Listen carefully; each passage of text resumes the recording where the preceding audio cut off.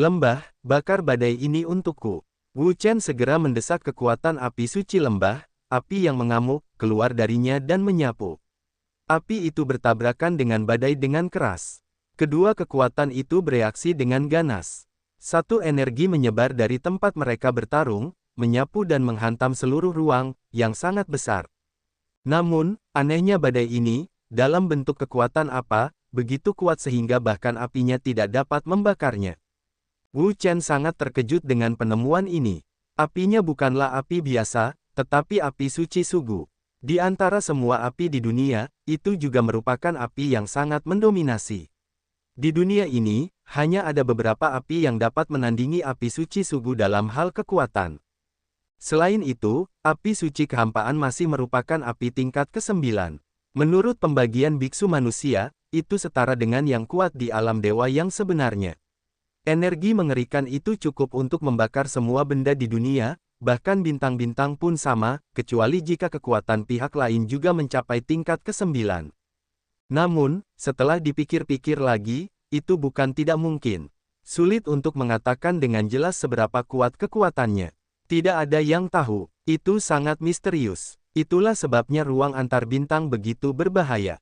Wah, tepat ketika Wu Chen mulai berpikir, badai lain yang lebih kuat datang. Kekuatan badai ini lebih kuat. Ia juga membutuhkan lebih banyak energi yang mendominasi dan menakutkan. Itu seperti gelombang pasang. Itu berasal dari dampak yang gila, dan itu akan menghancurkan seluruh Wu Chen.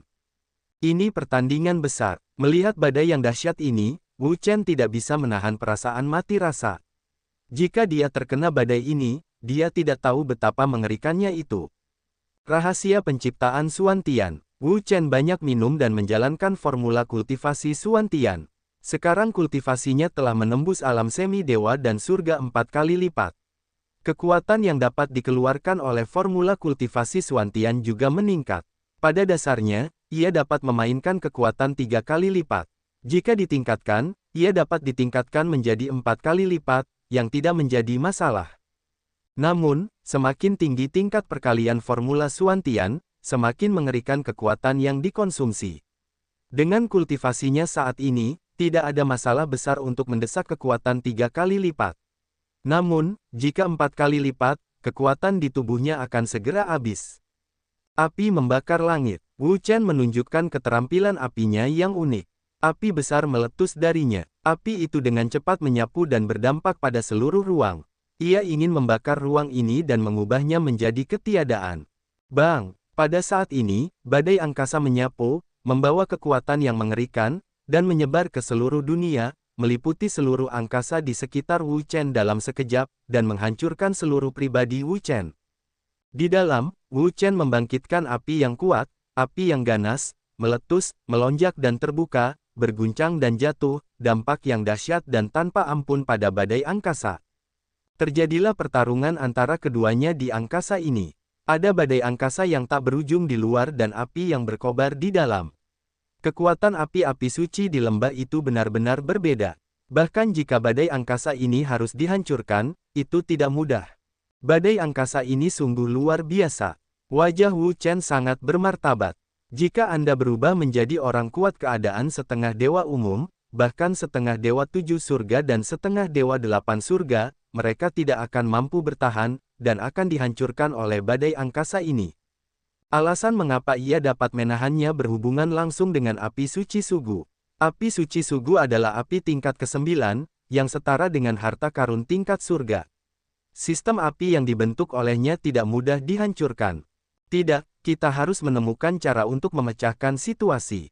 Wu Chen tahu bahwa lawan yang dihadapinya kali ini bukanlah lawan umum, tetapi ruang yang luas, ruang antar bintang yang tak berujung. Di ruang antar bintang, badai ruang angkasa tidak terkalahkan, karena hal semacam ini tidak ada habisnya, dan dia adalah langit berat tingkat 4,5 dewa, dengan kekuatan terbatas, bahkan jika ada sejumlah besar pil untuk menyediakan sumber energi, namun, pekerjaan semacam ini jelas bukan jalannya, jadi itu adalah cara raja untuk pergi lebih awal. Namun, bagaimana cara melarikan diri adalah masalah terbesar. Bagaimanapun, kultivasi dan kekuatannya tidak terlalu kuat, dan tidak mungkin memaksanya untuk menyeberang. Dalam hal itu, Hampir tidak ada bedanya dengan mencari kematian. Teriak. Pada saat ini, telinga Wu Chen tiba-tiba keluar dari suara siulan, seperti angin pada umumnya, dia mendongak, segera menghirup udara dingin. Saya hanya dapat melihat bahwa di ruang keempat sisi, saya tidak tahu kapan ada banyak badai ruang angkasa yang kuat. Setiap badai ruang angkasa ini sangat besar dan bahkan lebih kuat dan menakutkan daripada badai ruang angkasa yang sedang dilawannya. Badai ruang angkasa yang begitu kuat. Wu Chen tidak dapat menahan amarahnya. Kekuatan badai ruang angkasa ini mengerikan pada pandangan pertama. Yang kuat dari keadaan setengah dewa, bahkan yang kuat dari langit 9 berat setengah dewa, tidak dapat menahannya. Ketika menghadapi badai ruang angkasa semacam ini, hanya bagian yang dihancurkan, yang benar-benar tidak dapat dihentikan. Di alam semesta dan antar bintang, ada pembagian tingkat tertentu untuk badai antariksa yang berbeda. Menurut kekuatan dan intensitas kehancuran, badai antariksa tingkat pertama dapat menghancurkan para biarawan di alam semi-ilahi, badai antariksa tingkat kedua dapat menghancurkan para biarawan di alam dewa sejati, sedangkan badai tingkat ketiga lebih mengerikan, bahkan yang kuat di alam dewa sejati tidak dapat menahannya. Tidak diragukan lagi bahwa intensitas energi badai antariksa yang dihadapi Wu Chen sekarang telah mencapai tingkat badai antariksa tingkat kedua. Kecuali para dewa sejati, hampir tidak ada yang dapat menahan intensitas badai antariksa. Sudah waktunya untuk melakukannya. Wajah Wu Chen sangat bermartabat. Dia harus sangat mementingkan badai antariksa tingkat kedua. Dia tidak boleh sedikit ceroboh.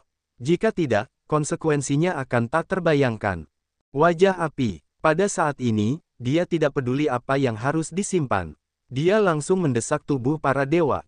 Dia hanya melihat serangkaian api, yang meletus dari tubuhnya dan menutupi seluruh tubuhnya.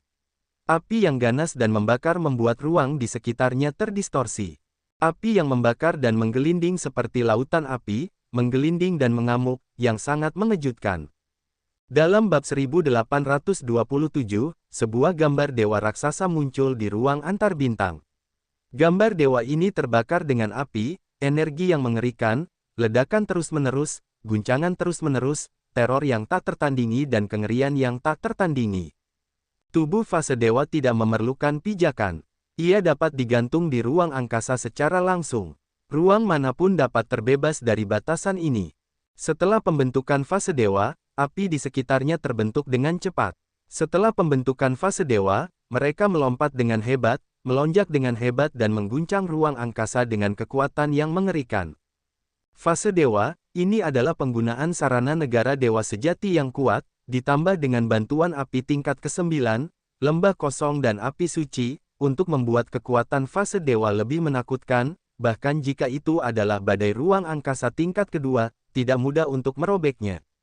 Ledakan, energi besar, tabrakan hebat, ganas tak tertandingi, membentuk angin, hancur, gila ke segala arah, mengguncang 9 hari. Wu Chen terkejut di sekujur tubuh. Kekuatan badai ruang angkasa tingkat kedua benar-benar mengerikan. Jika dia tidak bertindak seperti dewa, dia akan hancur. Tidak, kita harus menemukan cara untuk keluar secepat mungkin. Seberapa mengerikan ruang antar bintang, Wu Chen sangat jelas. Dalam kondisi ekstrim seperti itu, jangan katakan bahwa pembangkit tenaga listrik semi-dewa, bahkan pembangkit tenaga listrik tingkat dewa sejati, memiliki peluang besar untuk jatuh setelah terjebak. Oleh karena itu, dia harus menemukan cara untuk pergi secepat mungkin, jika tidak, begitu terjebak di sini, maka menunggunya setelah dia kelelahan kehancuran tak berujung. Jawab sayap naga yang ringan. Wu Chen minum banyak dan melebarkan sayapnya di punggungnya. Dia ingin melihat apakah dia bisa terbang keluar dari ruang antar bintang ini. Meskipun ruang antar bintang tidak terbatas dan luas, tidak semua ruang antar bintang penuh dengan bahaya. Ada juga beberapa ruang yang stabil dan tidak memiliki bahaya. Oleh karena itu, yang harus dia lakukan adalah berpindah dari ruang antar bintang anti kekacauan ini ke ruang antar bintang yang stabil. Namun, tidak mudah bagi Wu Chen untuk pergi, karena segala jenis bahaya dapat terjadi di ruang antar bintang anti kekacauan, seperti retakan ruang angkasa, begitu terlibat di dalamnya, kemungkinan untuk bisa keluar sangat kecil. Mengabaikan badai ruang angkasa, sayap Wu Chen berkibar dan berpindah secara langsung. Pada saat dia pergi, energi yang mengerikan mengalir turun, bergulung dan terbuka, merobek ruang hidup. Wu Chen menghirup udara dingin. Badai ruang angkasa adalah salah satu hal paling mengerikan di alam semesta. Ia memiliki kekuatan penghancur super, energi yang melonjak dan getaran yang cepat, yang dapat menghancurkan semua hal di ruang angkasa. Melihat ini, Wu Chen bahkan lebih takut untuk tinggal. Sayapnya menyebar di punggungnya, dan dia mengipasi dengan keras. Rahasia penciptaan Xuantian. Wu Chen menjalankan formula Xuantian, energi yang melonjak, terus-menerus meledak, yang membuat seluruh ruang bergetar. Di bawah desakan formula Xuantian, kecepatan sayap cahaya Yinglong meningkat 3 kali lipat, seperti meteor, melesat keluar dengan cepat, yang sangat menakutkan dan menakutkan. 3 kali lipat kecepatannya, sungguh berbeda. Merasakan kecepatan seperti ini, Wu Chen merasa lebih nyaman. Ketika kekuatannya mencapai tingkat setengah dewa, kecepatan sayap cahaya Yinglong sangat menakjubkan. Sekarang ada peningkatan formula penciptaan Xuantian. Kecepatannya lebih ditingkatkan berdasarkan aslinya, mencapai kecepatan 3 kali lipat. Dengan cara ini, bahkan badai ruang angkasa tidak dapat mengejar kecepatannya. Tuan, pelan-pelan sedikit. Anda tidak akan mampu menahannya jika Anda melakukan ini, kata api hampa. Operasi kecepatan tinggi, terutama di luar kecepatan tubuh itu sendiri, akan menyebabkan beban yang sangat berat pada tubuh. Namun, Wu Chen tidak peduli tentang ini. Dia tidak merasa kecepatannya cukup cepat, karena dia tahu betul bahwa dia harus segera pergi dari sini, jika tidak, kehancuran tak berujung akan menantinya. Setelah terbang seperti ini selama sekitar setengah jam, tiba-tiba, tubuhnya bergetar hebat, dan rasa lemah yang tak terlukiskan melonjak ke dalam hatinya. Dia mengerti bahwa itu disebabkan oleh konsumsi daya yang berlebihan. Tanpa berkata apa-apa, dia segera mengambil banyak pil dari cincin Sumi. Tanpa melihatnya, dia langsung menelannya. Masuknya pil berubah menjadi energi yang menggelinding dan bergegas ke ladang, dengan cepat mengisi kembali kekuatan yang hilang.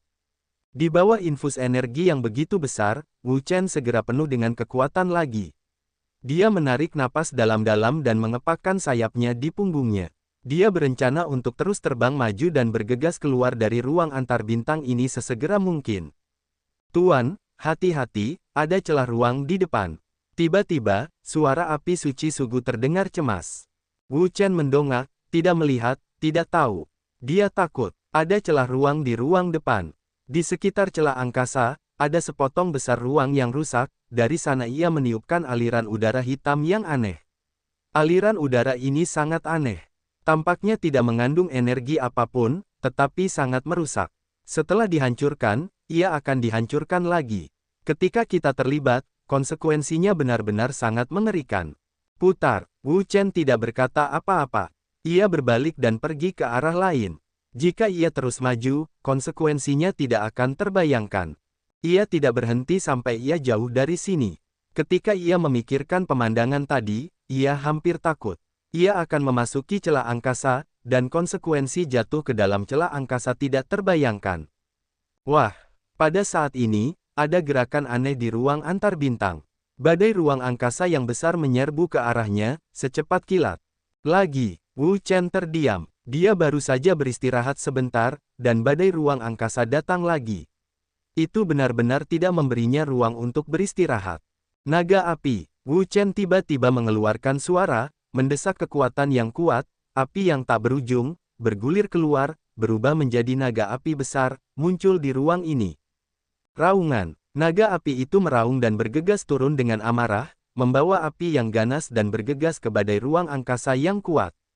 Boom! Kedua kekuatan itu bertabrakan dalam sekejap, menghasilkan respons yang ganas, gelombang kekuatan super, wabah gila, kengerian yang tak tertandingi, teror yang tak tertandingi.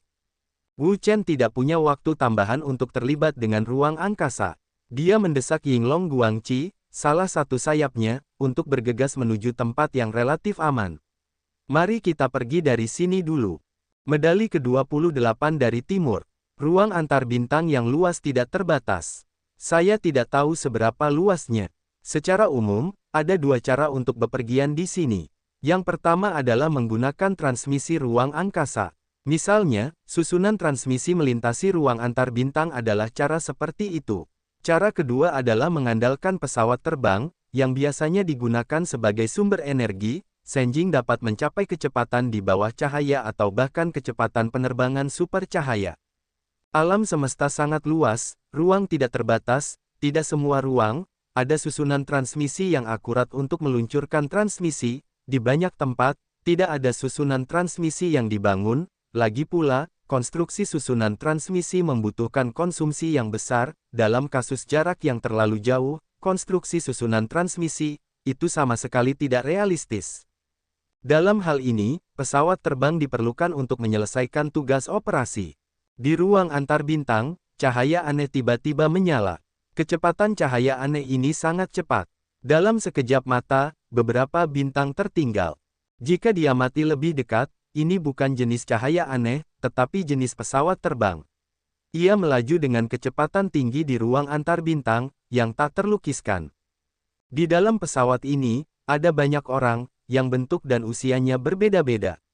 Sepertinya mereka tidak berasal dari satu tempat. Pesawat antariksa ini, pesawat antariksa, terbagi menjadi pesawat antariksa komersial dan pribadi. Tidak perlu dikatakan bahwa itu hanya untuk penggunaan pribadi. Jenis pesawat antariksa ini ukurannya kecil dan kapasitas kapalnya terbatas. Ia hanya dapat membawa beberapa orang, sedangkan pesawat antariksa komersial dapat membawa ratusan orang pada saat yang sama, mewujudkan navigasi di ruang antariksa. Tidak apa-apa. Objek tak dikenal ditemukan mendekati pesawat antariksa.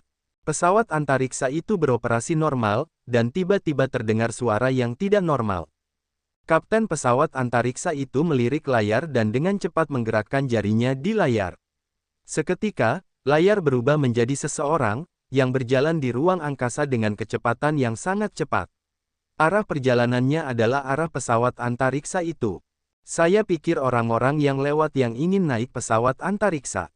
Kapten itu memperlambat lajunya. Dalam kasus ini, ia bertemu dengan banyak orang. Kapal antariksa itu terbang di angkasa antar bintang. Dari waktu ke waktu, ia bertemu dengan beberapa orang yang ingin membawa kapal antariksa itu ke tempat lain. Setelah kapal udara itu melambat, pria itu datang dengan cepat. Saat ia mendekat, pintu kapal udara itu akan terbuka secara otomatis untuk membiarkan pria itu masuk. Akhirnya melalui angkasa antar bintang yang rusak. Pria itu mengumpulkan rambut panjangnya untuk menutupi wajahnya dan memperlihatkan wajah yang cantik. Ia bukan orang lain, ia adalah Wu Chen.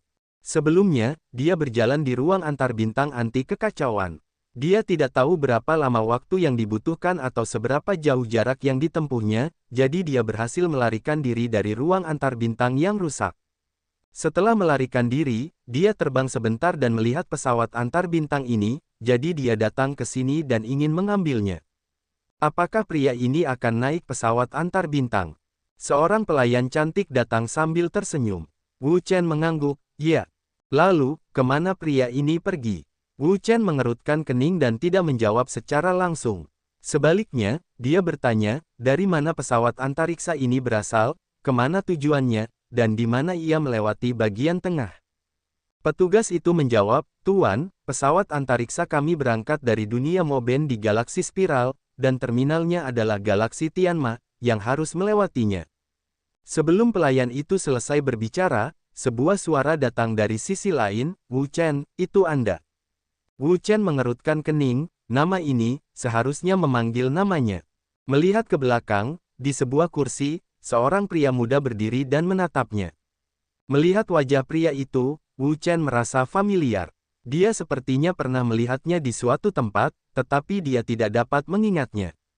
Apakah kamu, tolong, begitu pria itu berhenti, Wu Chen tidak mengenalinya. Aku Dong Fangsun. Apakah kamu lupa bahwa di kompetisi Tianzuo di dunia Yao Guang, kita pernah bertemu dan berduel? Dong Fangsun, kompetisi Tianzuo. Mendengar ini, Wu Chen langsung ingat bahwa di kompetisi Tianzuo, dia benar-benar bertemu dengan seseorang bernama Dong Fangsun. Awalnya, dia mengira pihak lain itu ada hubungannya dengan Bambu Yuexing, jadi dia bertanya kepadanya tentang Bambu Yuexing. Hasilnya, dia kecewa. Orang ini tampaknya tidak memiliki hubungan khusus dengan Bambu Yuexing. Dong Fangsun, itu kamu. Aku hampir tidak mengenalimu. Wu Chen menghampiri. Dong Fangsun tersenyum, sedikit malu, tetapi dia tidak terlalu peduli. Ngomong-ngomong, bagaimana kamu bisa datang ke sini? Apakah kamu juga akan pergi ke Istana Dewa Bulan? Istana Dewa Bulan. Mendengar nama ini, tubuh Wu Chen tiba-tiba bergetar. Baginya, nama ini sangat familiar, karena itu adalah kuil seorang teman baik, yang merupakan Dewa Bulan. Apakah kapal antariksa ini menuju Istana Dewa Bulan? Dong Fangsun menggelengkan kepalanya, tidak, itu hanya akan melewati tempat yang disebut benua cahaya biru, dan kuil bulan tidak jauh dari benua cahaya biru. Setelah tiba di benua cahaya biru, seorang utusan kuil bulan akan muncul untuk menerima orang-orang ke kuil bulan. Petik 2. Benua Blurai, tempat apa ini? Dalam ingatan Wu Chen, tidak ada daratan biru di dekat lokasi Istana Dewa Bulan. Namun, dia tahu bahwa Dewa Bulan sering berpindah-pindah dunianya sendiri. Mungkin, 1 tahun yang lalu, dia berada di wilayah bintang ini, dan 1 tahun kemudian, dia pergi ke wilayah bintang lain. Dia merasa tidak berdaya tentang ini, karena dia sering tidak dapat menemukannya karena hal ini. Dong Fangsun berkata, benua cahaya biru, ini adalah dunia di galaksi Tianma. Jika ukurannya, mungkin mirip dengan dunia cahaya Yao. Wu Chen tidak peduli dengan daratan biru dan merah. Dia hanya peduli dengan Istana Dewa Bulan. Apa yang kamu lakukan di Istana Dewa Bulan? Dong Fangsun berkata, dalam setengah bulan lagi, Istana Dewa Bulan akan dibuka. Dewa Bulan tertinggi akan memilih beberapa orang hebat untuk memasuki Istana Dewa Bulan. Jadi, saya ingin mencoba untuk melihat apakah saya telah lulus ujian Istana Dewa Bulan dan menjadi murid Istana Dewa Bulan. Dewa Bulan adalah dewa tertinggi, manusia kuat dari alam dewa tertinggi. Dia terkenal di seluruh alam semesta. Belum lagi yang legendaris, bahkan yang setengah dewa pun berharap untuk memasuki Istana Dewa Bulan dan menjadi murid Istana Dewa Bulan. Dia tidak terkecuali, karena ini adalah hal yang sangat mulia baginya. Begitulah adanya. Sejak awal kompetisi Tianzuo, Dong Fangsun memberitahunya tentang masalah ini, tetapi dia tidak menyangka bahwa itu akan terjadi setengah bulan sebelumnya. Tampaknya dia menghabiskan waktu yang cukup lama di ruang antar bintang anti kekacauan. Bab 1829 Istana Dewa Bulan Yuji, apakah tuan muda ini akan pergi ke benua cahaya biru? Pelayan itu kembali. Baru-baru ini, karena Dewa Bulan merekrut murid-murid yang luar biasa, banyak orang pergi ke benua cahaya biru. Di pesawat luar angkasa mereka, banyak orang pergi ke benua cahaya biru. Wu Chen belum berbicara, tetapi Dong Fangsun merasakan beberapa kristal hitam dari cincin penyimpanan terlebih dahulu dan membuangnya. Sudah cukup kristal hitam ini. Pelayan itu mengambil kristal hitam itu, tersenyum dan mengangguk, sudah cukup. Selesai berkata, mengambil kristal hitam ini, langsung pergi. Wu Chen berkata, terima kasih. Dong Fangsun berkata, saya sudah bertemu satu sama lain. Saya ingin mengucapkan terima kasih. Silakan duduk. Wu Chen tidak sopan, jadi dia duduk di sini. Ngomong-ngomong, Wu Chen, saya mendengar Anda menyebutkan sebelumnya bahwa Anda sedang mencari seorang wanita muda. Apakah Anda tahu apakah Anda telah menemukan wanita muda itu? Wu Chen menggelengkan kepalanya. Tidak, orang yang dicarinya adalah Yue Xingzu. Dia telah mencarinya selama lebih dari setahun dan tidak pernah mendengar kabar darinya. Dia mengkhawatirkannya. Kemudian, ketika dia kembali ke rumah sakit Beichen, dia bertemu dengan Linglong Xianzun dan bertanya tentang Yue Xingzu. Dia mengetahui bahwa dia aman sekarang. Ini sedikit meyakinkan. Namun, bambu Yue Xing selalu menjadi penopang di hatinya. Jika dia tidak melihatnya dengan mata kepalanya sendiri, batu besar di hatinya tidak akan pernah jatuh sepenuhnya. Sayang sekali, aku sudah bertanya untukmu, tetapi tidak ada apa-apa.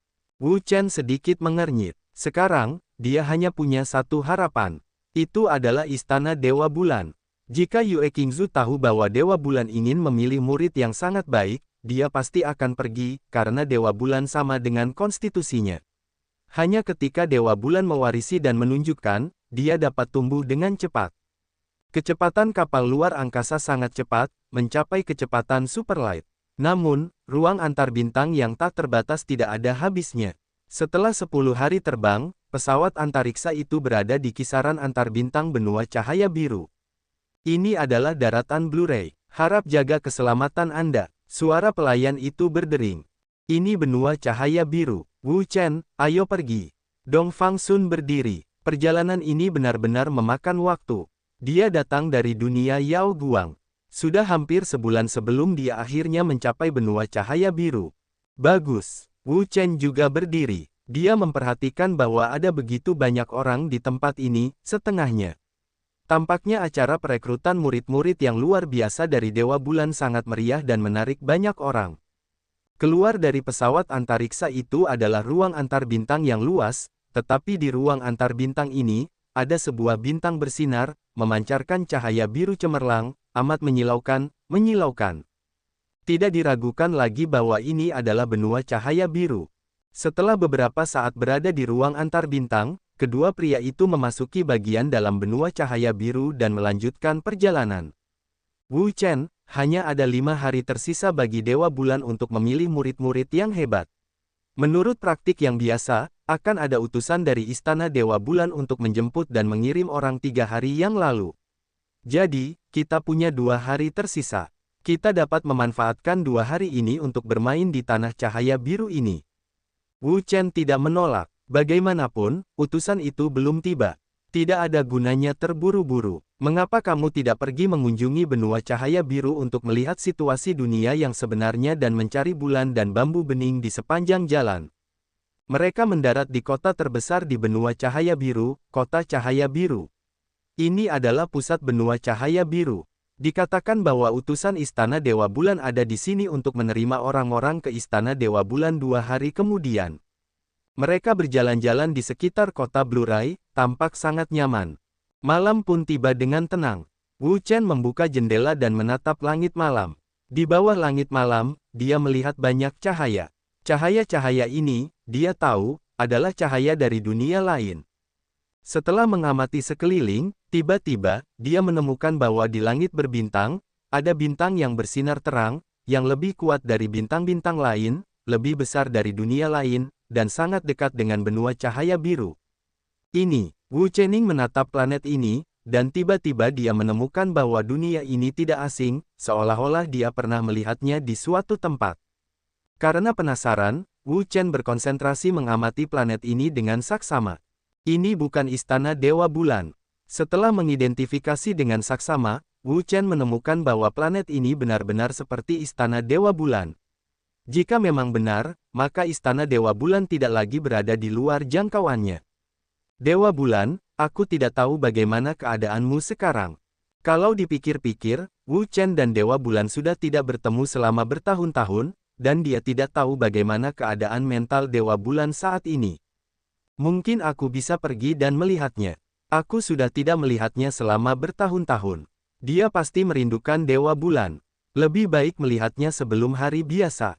Bagaimanapun, dia tidak datang ke sini untuk menjadi murid Istana Dewa Bulan. Dia hanya datang ke sini untuk bambu bulan yang jernih dan Dewa Bulan. Memikirkan hal ini, Wu Chen sangat bersemangat. Sosoknya menghilang dari langit malam. Ketika dia muncul kembali, dia telah tiba di luar benua cahaya biru. Dia melihat ke Istana Dewa Bulan tidak jauh dari sana, dan berpikir sejenak, dia masih di masa lalu. Dia tahu bahwa ada lapisan formasi di luar kuil bulan, yang sangat kuat dan menakutkan. Begitu seseorang menerobos masuk, dia akan segera melancarkan serangan. Bahkan orang kuat langit tingkat 9 semi-dewa akan diusir dan dianggap sebagai musuh abadi kuil bulan. Ketika dia tiba di luar formasi, Wu Chen berhenti di sini, dan berkata, Dewa Bulan, temanku ada di sini. Tolong muncullah.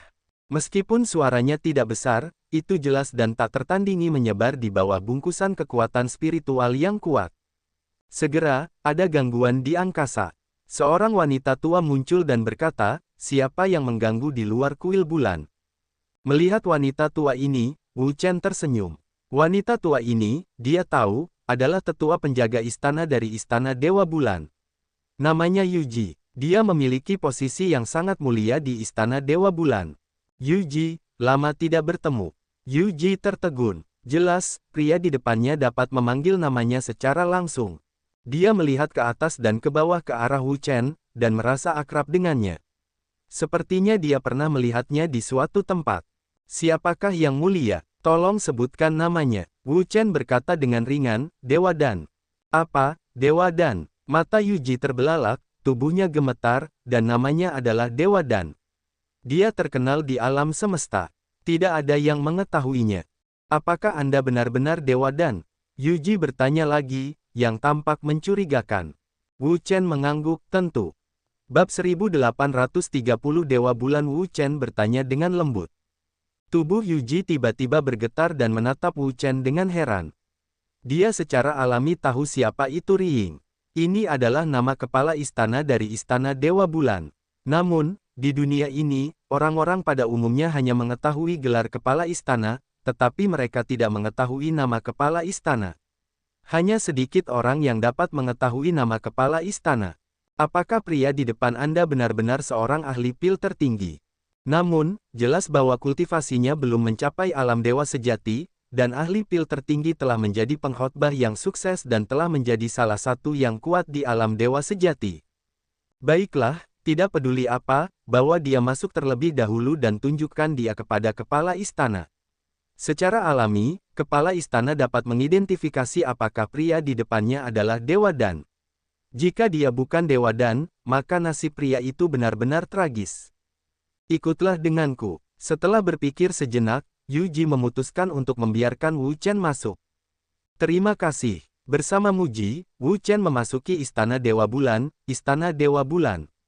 Ini adalah kuil Dewa Bulan. Ini adalah lautan bunga. Semua jenis bunga dari seluruh alam semesta dapat ditemukan di sini. Ribuan bunga bermekaran dan berwarna-warni. Kuil, aula utama Istana Dewa Bulan, tergantung di atas air, di bawahnya ada air, di kuil, semua jenis bunga ada di mana-mana, seperti taman udara, indah tak terlukiskan, pemandangannya sangat spektakuler. Di ujung loteng, ada istana yang dihiasi dengan semua jenis bunga putih. Di sini adalah aula tidur Dewa Bulan. Dewa Bulan menyukai warna putih. Istana tempat tinggalnya semuanya dihiasi dengan bunga putih. Di istana, ada hamparan bunga besar. Hamparan bunga ini terbuat dari ribuan bunga. Di hamparan bunga, ada seorang wanita berpakaian putih dengan tenang. Rok salju menutupi sebagian besar hamparan bunga. Dia mengenakan kerudung di wajahnya untuk menutupi wajah peri yang memabukkan, dan sedikit menutup matanya. Di tangannya, satu cangkir sedikit terangkat, sementara cangkir lainnya adalah Xianming, itu sudah kosong. Di belakang layar ada kolam besar, yang merupakan tempat untuk mandi. Pada saat yang sama, kabut dan awan di kolam itu mengepul. Dua pelayan menuangkan air hangat ke dalam kolam, sementara dua pelayan lainnya memegang keranjang bunga dan menaburkan kelopak ke dalam air. Bunga-bunga itu harum dan harum. Tidak lama kemudian, seorang pelayan keluar dan Gong berkata, "Tuan, airnya siap untuk mandi." Dewa Bulan sedikit mengangguk, setelah empat pelayan berjalan keluar pintu, ini hanya dengan malas menopang tubuh, perlahan-lahan Teng berdiri. Perlahan-lahan berjalan ke layar, sedikit berjongkok, mengulurkan tangan giok putih bersih, menjelajahi suhu air.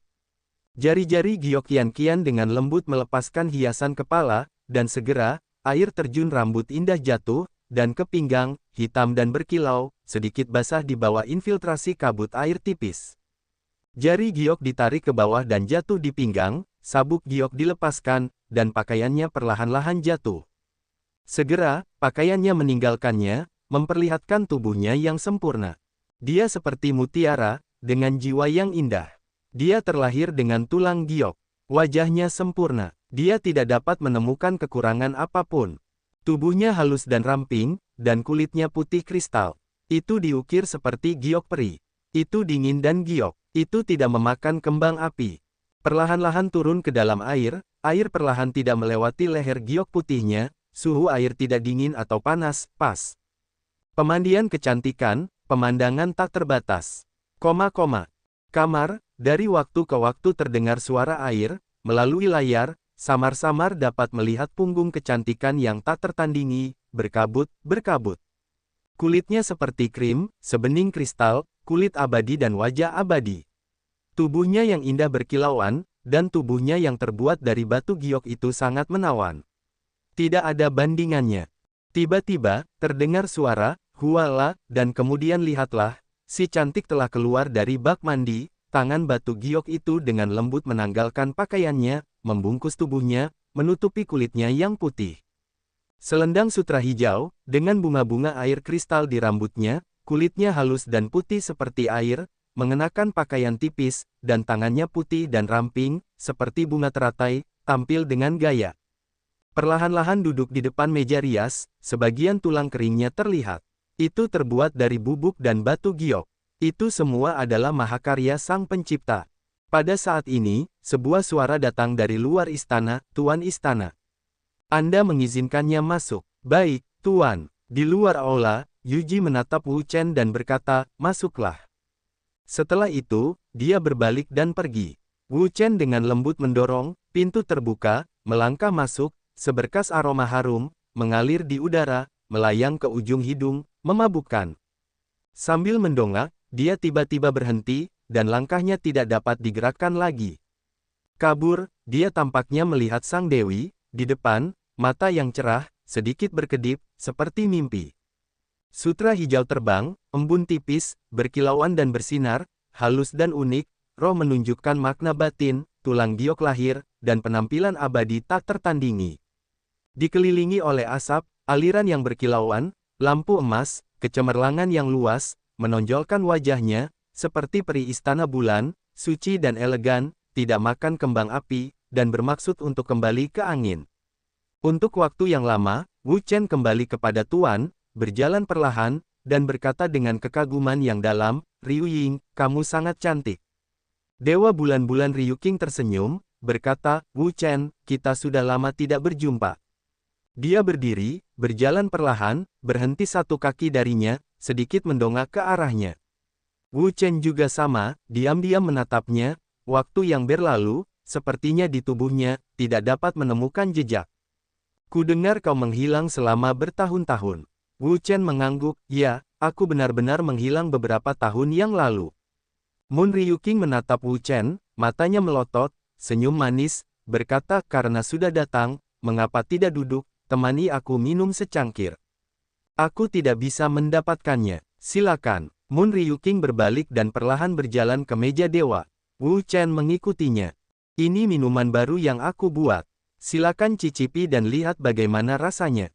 Moon Ryuking mengambil cangkir, menuangkan setengah cangkir ke dalam cangkir, mengambilnya, dan perlahan menyerahkannya kepada Wu Chen. Wu Chen mengambilnya, menyesapnya dengan lembut, hanya terasa penuh aroma, dengan sisa rasa yang tak ada habisnya. Bagus. Wu Chen tersenyum. Apa nama benda ini? Ryuk Ying berkata, Yingsu. Benar-benar Yingsu. Wu Chen tertawa. Wu Chen, kamu punya banyak kekhawatiran dalam pikiranmu. Ini bukan orang yang aku kenal. Wu Chen berkata, orang, banyak pengalaman, masalah akan selalu mengikuti.